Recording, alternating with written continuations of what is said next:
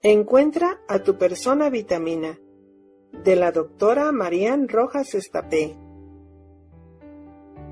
5. ¿Qué sucede en las mujeres?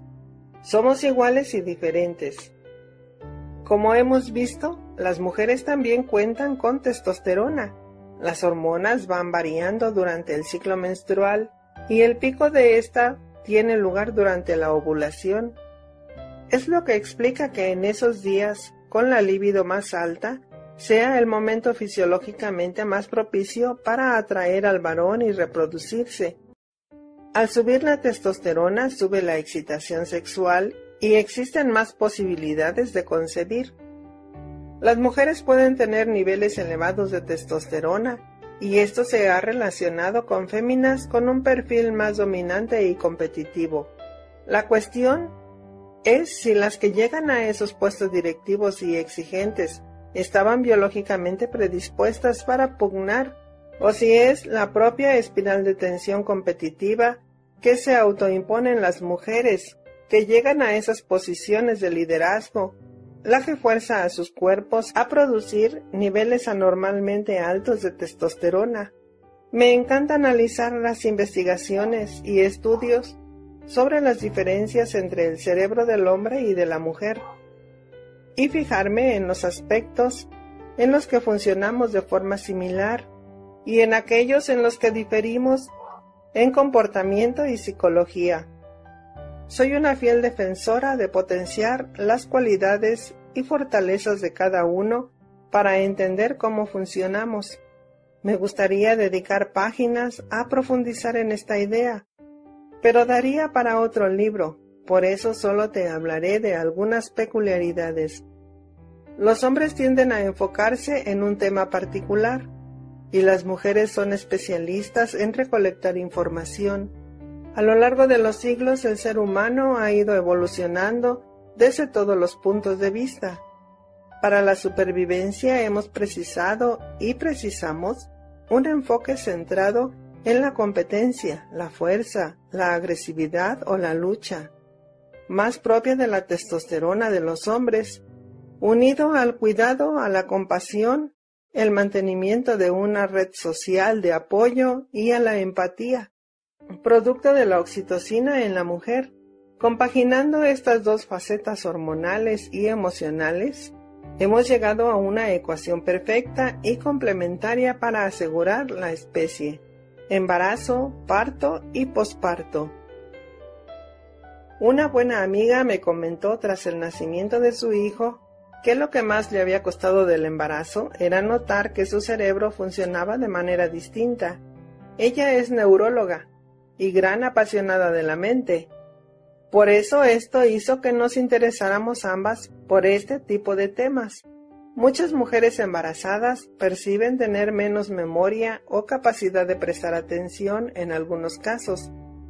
La realidad es que su pensamiento está enfocado en el bebé y priorizan esa información sobre el resto, pudiéndose percibir algún déficit en su procesamiento.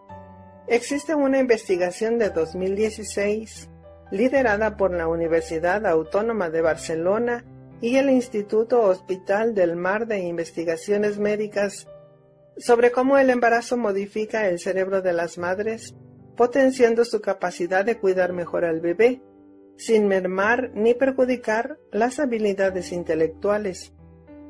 Se realizó una resonancia magnética a 25 mujeres antes y después del parto y a sus parejas. Por otro lado, se empleó un grupo control de 17 mujeres que nunca habían sido madres y a sus parejas. Se realizó un seguimiento durante 5 años.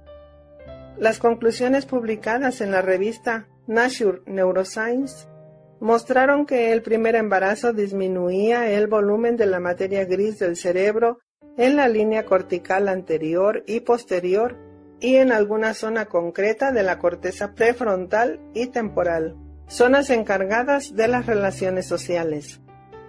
Otro dato interesante extraído es que estos cambios permanecían al menos 2 años tras dar a luz. Tras este estudio se podía adivinar, tras observar las imágenes, si una mujer había estado embarazada o no. Esa disminución de volumen en la materia gris no implica un empeoramiento de las funciones cognitivas. Este fenómeno es semejante al que se produce durante la adolescencia. Se denomina poda sináptica, que perfecciona las conexiones entre las neuronas y se elimina lo que no es necesario para un mejor funcionamiento cerebral. Como aclara la investigadora del estudio, Susana Carmona, se favorece un procesamiento mental más maduro y eficiente. Es como una reestructuración del cerebro para adaptarse de la mejor manera al nacimiento de su hijo. Ayudará a la madre a captar las necesidades del recién nacido y conectar emocionalmente con él. Este instinto es la causa por la que muchas priorizan el cuidado del pequeño al de ellas. La maternidad provoca cambios duraderos en el cerebro de las madres, todos ellos enfocados a proteger y cuidar al bebé de la forma más sana posible. La depresión posparto es una de mis grandes preocupaciones como psiquiatra. Se cree que entre un 10 y un 20% de las mujeres tienen depresión posparto. Durante la residencia presencié varios episodios severos en pacientes que me marcaron profundamente. Desde entonces, siempre que acompaño a una mujer durante el embarazo, analizo bien los posibles factores de estrés para ayudarle a evitar caer en depresión tras dar a luz. El haber sufrido de trastornos depresivos a lo largo de la vida influye en la posibilidad de padecerlo después del nacimiento de un hijo, y hay que prestar especial atención a ello. En julio de 2019, el profesor Ryoichi Teruyama, del Departamento de Ciencias Biológicas de la Universidad Estatal de Louisiana, publicó los resultados de una investigación sobre la depresión posparto en la revista Plus One. Descubrió lo que ya se venía tratando desde hace tiempo. Cuando existe una expresión alterada de los receptores de oxitocina, puede desencadenarse una depresión posparto. Las causas de esos receptores alterados es multifactorial, incluida la propia intervención intraparto con oxitocina sintética. Con esta información, lo que me interesa es insistir en el cuidado de la mujer que da a luz. Los síntomas depresivos en las que acaban de ser madres influyen de forma importante en la manera en la que se vincularán con su bebé y por tanto impactarán en el sistema de apego que se vaya forjando. Lo vamos a ir viendo. El nacimiento de un bebé marca un momento de enorme importancia para la vida de la madre, pero también en la biografía del pequeño. ¿Cuál es la influencia de la oxitocina en esos primeros instantes de vida?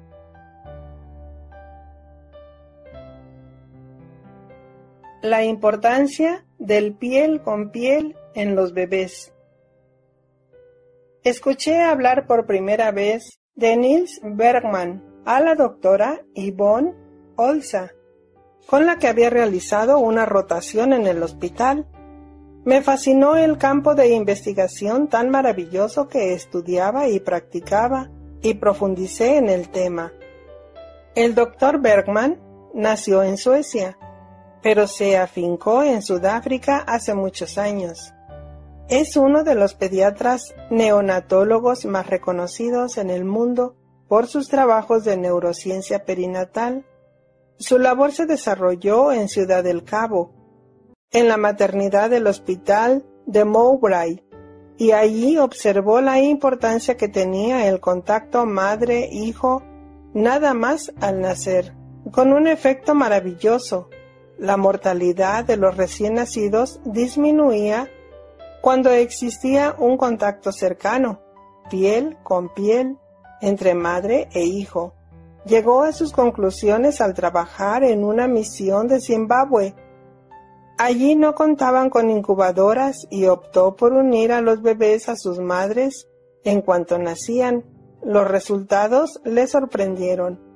La supervivencia en esos casos era un 50% mayor que cuando se les introducía en las incubadoras. El trabajo de Nils Bergman está enfocado en los recién nacidos durante los primeros minutos y horas de vida en el ámbito neurológico y fisiológico. Ha estudiado lo que sucede en los partos excesivamente medicalizados y explica que una de las consecuencias de ello es una mayor dificultad a la hora de establecer la lactancia de forma adecuada. Existe un tema controvertido en los últimos años, el uso de la oxitocina sintética durante el parto. En algunas ocasiones es necesario su uso para inducir o potenciar las contracciones. No obstante, el Dr. Bergman advierte de los riesgos que esta conlleva. Hay células del organismo que no responden de manera correcta al medicar con esta sustancia. Los receptores de oxitocina se desactivan y el circuito de la oxitocina deja de funcionar correctamente. Existen investigaciones que vinculan el uso de oxitocina intraparto con riesgos psicológicos, especialmente frecuentes en aquellas mujeres que tienen antecedentes psiquiátricos. Me parece importante puntualizar esta cuestión, no para eliminar el uso de esta sustancia, ya que en algunos partos es necesario, sino para tenerlo en cuenta en la prevención psicológica. Las mujeres con antecedentes psiquiátricos deben ser seguidas y tratadas de forma cercana durante los embarazos y los meses siguientes tras dar a luz. Según el Dr. Niels Bergman, los 1000 primeros minutos de vida son básicos y fundamentales en el ser humano. En el instante que ve la luz, surge el primer contacto del bebé con el exterior. Es la madre la que comunica y acompaña al pequeño desde el mundo protegido uterino al mundo exterior. El parto es un momento clave de enorme intensidad. Cuando este es complicado y con gran carga de estrés, el cerebro del niño percibe de cierta manera que el lugar al que viene es un lugar hostil e inseguro, generándose una intoxicación de cortisol. Si añadimos una separación del bebé y su madre, se produce un estrés tóxico para el bebé que tendrá consecuencias físicas y psicológicas. En esos partos traumáticos se apaga el gen de los receptores de cortisol, lo que genera una hiperactivación del receptor. La resiliencia consistirá en conseguir recuperar el estado de paz tras ese estado de alerta. Cuando el parto es bueno, el bebé tiene más probabilidades de generar una conexión adecuada con el mundo al que se enfrenta y activar los receptores de oxitocina correctamente.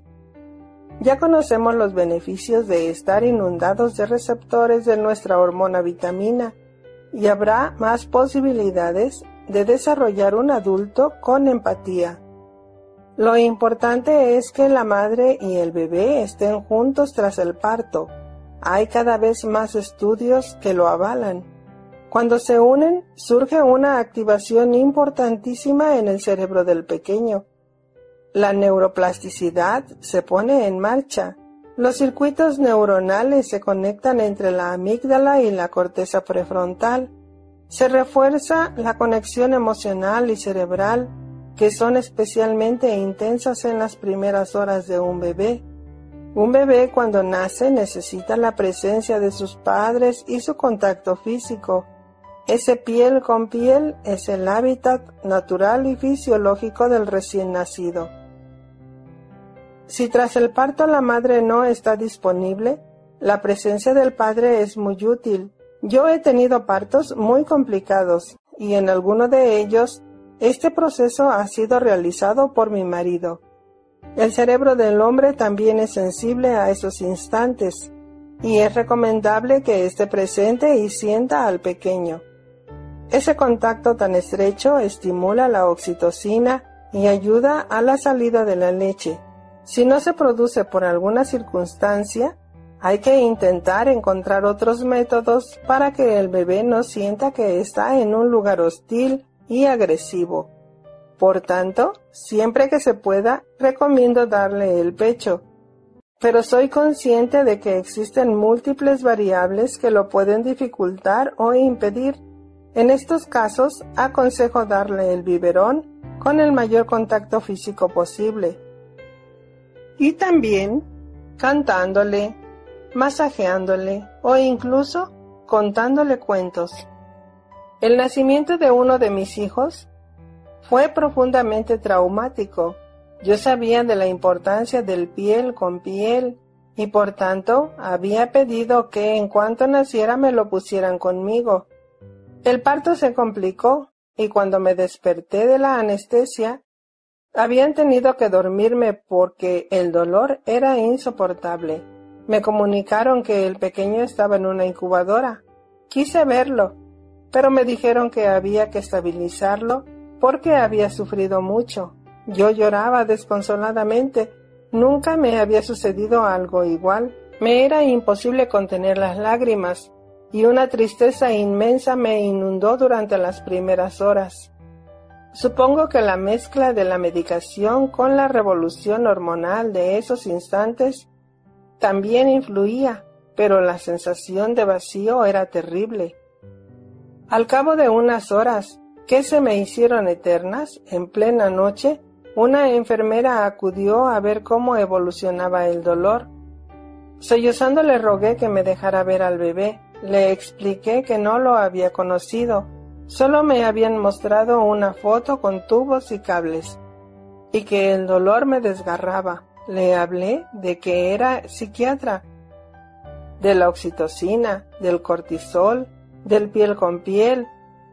La enfermera, supongo que sorprendida ante mi insistencia y mi estado de angustia, se comportó como un ángel venido del cielo. Se armó de valor y con la ayuda de 2 celadores y de mi marido, me subió a una silla de ruedas y me llevó a la UCI. En el momento en que abrió el cristal de la incubadora y metí la mano para acariciar a mi hijo, por arte de magia, las lágrimas desaparecieron. Me quedé allí un par de horas. No me quería separar del pequeño. Me devolvieron a la habitación para descansar, pero a las pocas horas volví a sentir la necesidad de estar con él. Las lágrimas volvían y no era capaz de calmarme aún sabiendo que todo estaba bien, y ese día estuve sentada en la silla de ruedas casi la mayor parte del tiempo, con la mano puesta en su espalda, acariciándole. Era como un bálsamo para mi mente y mi corazón. Al poco comenzó a subirme la leche y pedí alimentarlo en la UCI. Esta es la clave. Un parto traumático no determina una vida. Hay bebés que nacen con mayor sensibilidad al trauma y otros en cambio son más resistentes y padecen menos efectos adversos. Con las madres sucede algo parecido. Algunas acuden al parto con miedo y angustia y dificultades para conectar con el hijo que va a nacer, y otras son capaces de generar una conexión sana con el pequeño en cuanto nace a pesar de las circunstancias. En el mundo occidental todavía existe mucho por entender e implementar en las unidades de neonatología. Hoy sabemos que en los partos por cesárea no existe el mismo incremento de oxitocina, razón por la que la lactancia puede demorarse horas o días. Si queremos potenciar el vínculo y los receptores de oxitocina y disminuir el incremento del cortisol, analizar el piel con piel en cuanto se pueda es un bálsamo para el cerebro del pequeño y de la madre.